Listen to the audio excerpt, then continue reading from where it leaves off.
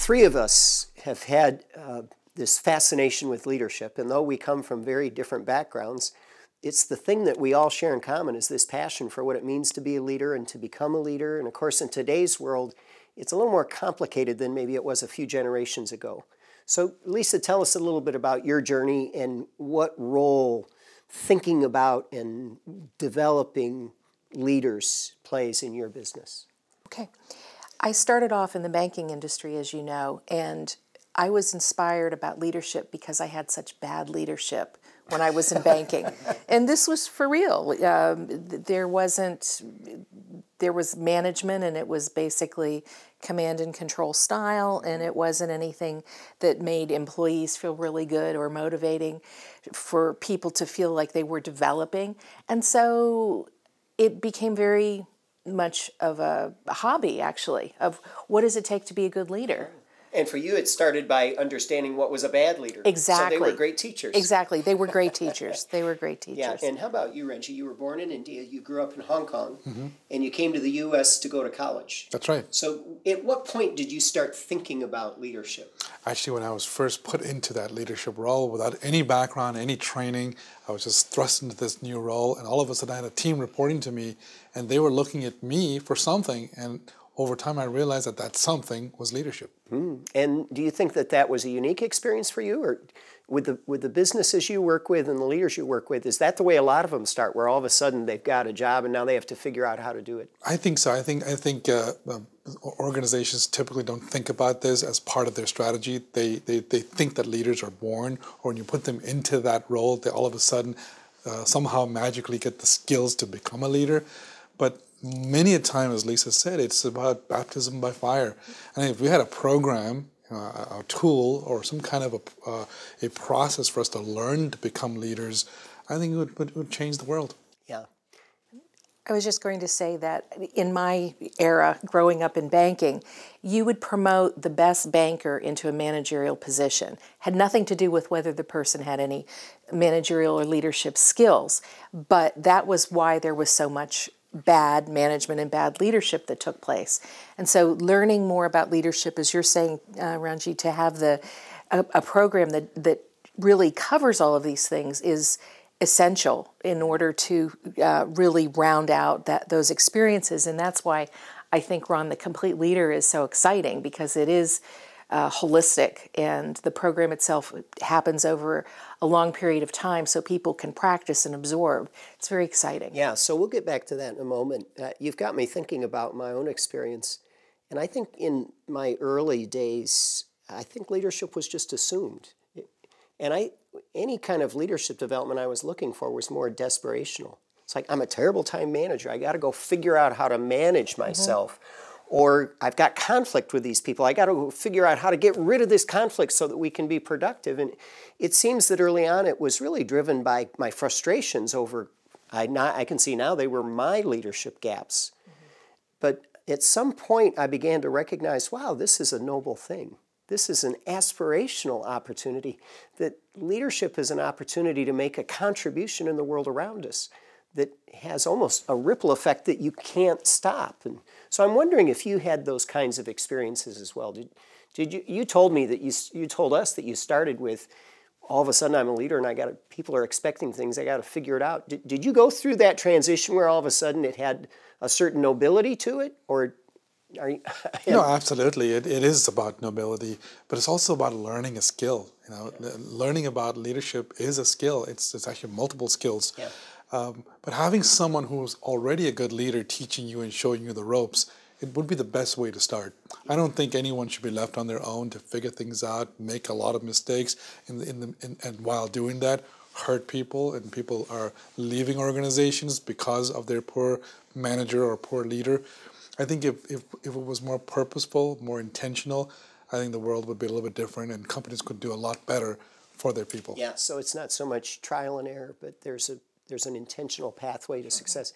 Lisa, early on, you said that one of the things that got you thinking a lot about leadership was watching people who weren't leading that effectively. What role has reading played in developing your ideas about leadership?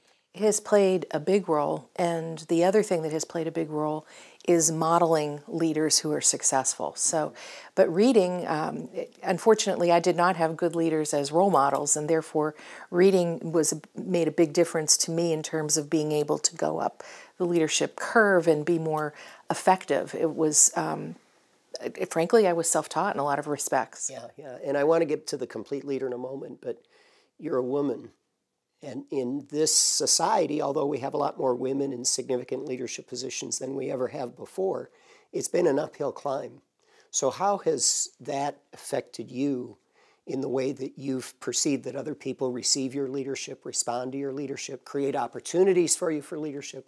What's that experience been like? Well, the experience has been varied over the years. When I was in banking, it was very challenging. Every time I moved into a new job, I was the first woman reporting to the person I reported to. And as of the last position I had, I thought, this is really getting old. So there was still a very strong feeling that women were different and that they needed different things. But of course, nobody really stopped to think about what that might be. And my opinion is that leadership is not a gender-based endeavor. However, women leaders have been so ignored in so many respects that there are some special issues that come up. And I'm amazed over and over again when I'm working with women executives how many of the issues they deal with are the same issues I was dealing with many, many years ago. And it's challenging. Yeah, I think one of the most important insights for me as a leader has been recognizing that different people have different journeys. And for instance, you describing what it was like to be a woman growing in leadership and oftentimes being passed over. You knew you were more worthy, but because of a stereotype or a prejudice, you weren't moved into that position. That's something that I just wasn't even aware of. I've had to open myself up and listen and empathize with other people's experiences to recognize that they experience the world in a very different way. I'm wondering, for you through that journey, because you have achieved a high degree of notoriety and expertise and respect and even celebrity at this point, was it more aspirational for you to go through those knockdowns or to be passed over, or was it more frustrating? I would say overall it was more aspirational. Interestingly, in my early days in banking, my role model was an African-American man who had been in a room with me where I had experienced some very degrading interactions. And he showed up at my desk and said, "Do you want to talk?" I said, "About what?" And he said, "About what happened today." And I thought, gee, somebody noticed. But I always believed that I could do more. And when I was being knocked down in my latter days of banking, I used that as the opportunity to feel, okay, it's time for something different, and that was what caused me to go off on my own. I left cold, I had nothing, and I built what I have now from scratch. The best way for you to achieve your highest potential and for the boss to recognize you was for you to be the boss. For me to be the boss. However, my clients are still both men and women. Yeah. So the gender thing still is an issue, but I approach it differently because of the fact that it's my business. Well, and I appreciate you saying that for you it's aspirational. So you say, yeah, I could get all down in the dumps about the fact that it's really not fair, but I'm going to figure out how to win in an unfair game. Absolutely. Yeah. And that reminds me of a book you've got coming up here soon. I think it's something like Fearless Leaders. Oh, yes, truly fearless leaders. Yeah, yes. Great. So. That's terrific. Renji, how about for you? Because I imagine, you grew up in Hong Kong, and you don't look like most of the people in Hong Kong. And then you came to the States. Yeah. Pardon? I do speak Chinese. Yeah. Both Mandarin and Cantonese. Yeah, I understand that, and I'm very impressed because I've had a hard time learning either one. And you came to the States, and you started a career here. Did you run into prejudice being a man of color? Yeah, definitely. But as a minority, as a man of color, not only did I see it for myself, my own personal experiences, I witnessed it for other people, not just people of Indian ethnicity, even non-Indians, even Hispanics and Asians, all of us experience that. I mean, we share similar Absolutely. issues and challenges that women have felt and still are feeling. But I'd like to think that things are changing, a little too slow in my mind, but we're moving in the right direction, I think. Yeah, well, I think that's an important part of understanding leadership in the 21st century, because it's going to take on a lot of different sizes, shapes, colors, in order for us to continue to thrive. Not only that, Ron, it's just it's beyond the color. It's also about the experiences that you have, the upbringing that you have. If you grew up in a family where your role model are people who are teaching you things that aren't the right things to do. It's about your political affiliations. It's about your religious beliefs. There's a lot of things that shape your mind. It is the ability of a good leader to recognize that and to get the best, cut through that noise, if you will, and get the best out of that person to develop them as true leaders. Yeah, and so we all work with businesses, which means that we want to help leaders get results. We want to help them have successful organizations, which always has a very strong financial component. So when you think about the kinds of leadership skill sets that somebody needs in order to be successful leading an organization, what are the different kinds of skill sets that strike you? Oh, there are so many skill sets. I would say that one that's very important is goal orientation. A lot of people have ideas, but if they don't take the ideas and execute, that can be problematic. I think the ability to be persuasive, the ability to you have strong interpersonal skills, your communication style, self-awareness. These are all things that are part of the toolkit of being a good leader. Yeah. Renji, how would you answer that? I think for me, a good leader, as Lisa said earlier, are role models. So learning about themselves first and how they manifest themselves to others is really the starting point. You know, assessing yourself as a leader, making yourself better, understanding your own mistakes and how you improve. I think leadership starts with getting yourself right first. Yeah, and so becoming a leader, or becoming a complete leader. In my own experience, there was some point at which I shifted from wanting to become a complete leader. Of course, I don't think you ever finished that journey, but where I started to say, how can I help other people optimize their leadership potential? And of course, you both know Randy Lisk, who was an electrical engineer at IBM for over 20 years. And at some point decided that the people thing was where he wanted to invest himself, similar to what we have.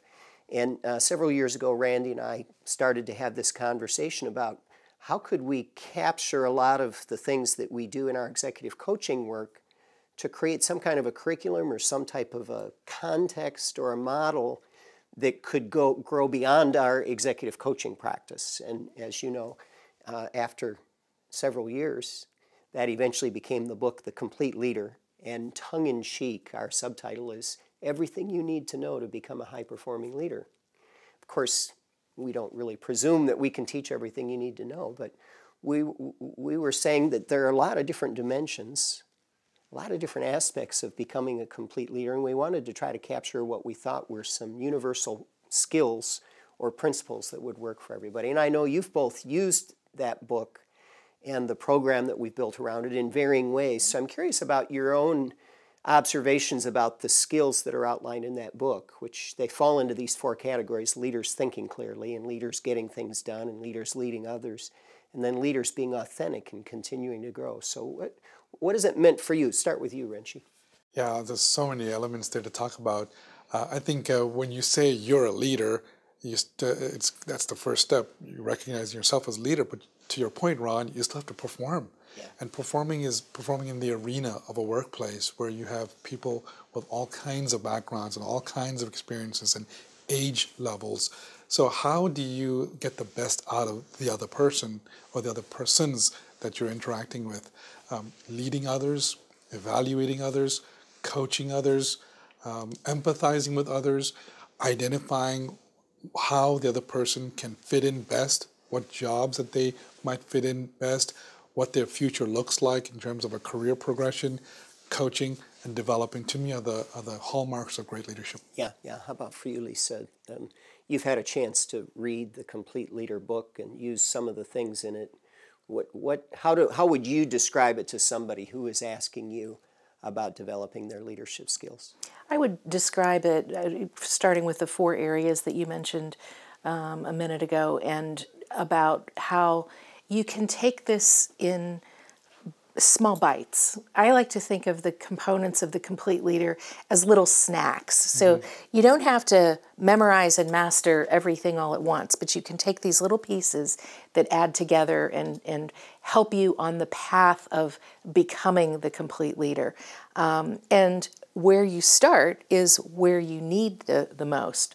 And so your development is a function of where you are now and where you'd like to be, understanding that gap, having a good trusted advisor to work with you to get there. Yeah, I do want to go public and say that we never would have finished that book if it wasn't for Randy.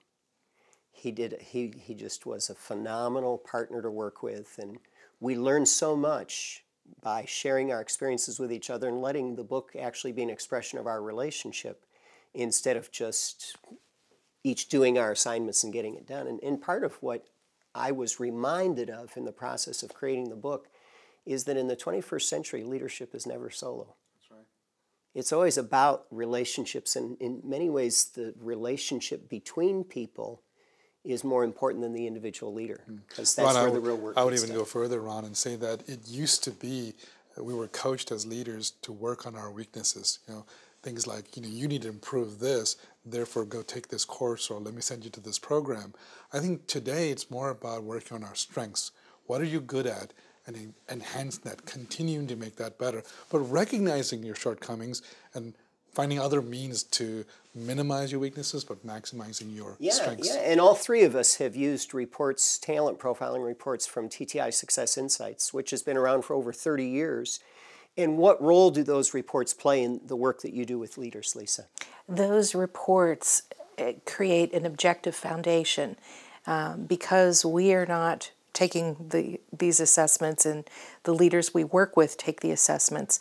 It's the output of their input, and so this is what you said, and here's where we are, and let's talk about those gaps. To your point about focusing on strengths, one fortunate thing that came out of my banking days is that my first leader did believe that, and he actually said, I don't want to spend a lot of time talking about what you need to work on. I want to really build on what your strengths are, which was very progressive for that era. Yeah. You've probably heard this as well, but oftentimes after people complete one of these leadership profiles, where, as you said, they take the picture, not us, they're taking the picture.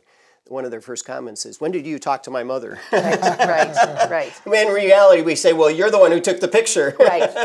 And the other thing people sometimes say is, well, after you really go through all of this isn't really anything new. And I always say, and it shouldn't be, because this is you. and if you know who you are, this is... But it creates context and clarity and depth of understanding. And there's something about it being on a piece of paper in black and white that they can refer to, and they can take notes on, and they can just process things a little differently. Hey, when I first took the TTI Talent Profile Assessment, I was floored, because I said, how do they know? How do they know this is me? And I mean, I'd never gone through an assessment that took me through why I do something, how I do something, whether I can do something, and the level of skills and how good I am at those skills and what I can be in terms of leadership. It was uncanny. Yeah, I really can't imagine helping somebody on their journey to becoming a complete leader without having tools like this that help them develop deeper self-awareness and recognize the strengths, organize around those, but also recognize the shadows of those strengths. And when Randy and I first finished the book, we thought, well, obviously this is not just a great tool for executive coaching, but it'd be a great leadership development journey or leadership development experience. And so we set it up originally like an EMBA. We found a lot of people around the world don't exactly want to use it that way. For instance, there's a group in Brazil, the second group of people in Brazil, that are getting together every Thursday for lunch and reading a chapter of the book and talking about it. And I'm really grateful. They've invited me now for the second time to be there for the last couple chapters of the book. And then one of our friends was telling us recently that there's a group of telecom leaders in Azerbaijan, of all places, that are using the book as their textbook for their ongoing independent study. And Renchi, you've got a really exciting experience that you've had where MBA program or a master's program is actually using the things we're talking about today to help prepare these up-and-coming leaders. So tell us about that. Wouldn't it be great if our emerging leaders, particularly those who are in MBA programs, start to go through and understand what leadership's all about? So St. Edward's University in Austin, Texas, in their Master of Leadership and Change program, is using the Complete Leader as its textbook or introductory textbook in the first course of the program. So every student in the program goes through our TTI assessments, and they go through this journey to become a complete leader. Yeah. And we also, one of the things I've been excited about is that we have a lot of faculty members that bring different facets of leadership to the conversation. And you've both been part of our faculty, and people can see your videos online if they go to thecompleteleader.org. And what we really want to do is continue this conversation. I guess I'd finish it by saying that one of the things Randy and I spent a lot of time talking about as we were finishing up the book is there ever a finish line? And we finally concluded that there is no finish line in becoming a complete leader. At best, one of your greatest joys is when you can turn and pass the baton to the next generation of leaders. That's right. So thanks for the conversation. You're welcome. Thank you.